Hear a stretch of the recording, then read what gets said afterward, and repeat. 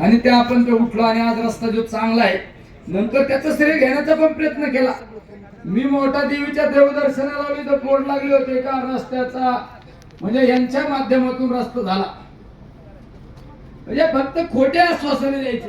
तुम्ही काहीतरी सांगितले हेलिकॉप्टरनी, नवरात्राला आपण माता मोठा देवीच्या देवदर्शनाचं ट्रिपचं आयोजन केलं, म्हणून आपल्याला मोठ्या देवीला जायचं, आले हेलिकॉप्टर घेऊन आणि हे उलटच हेलिकॉप्टर फिरलं डाव्या बाजूने. म्हणलं आताच उतारती कळा लागली, आताच लागली म्हणलं.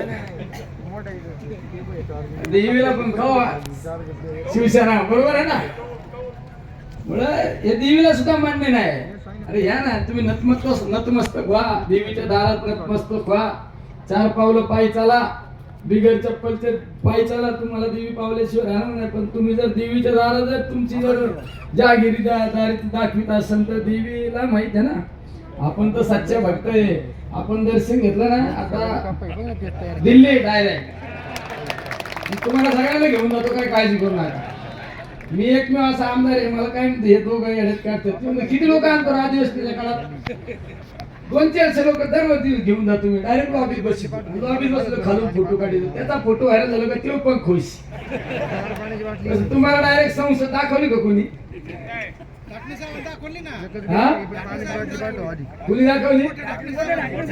ठाकरे साहेबांनी दिल्ली दाखवली तुम्हाला.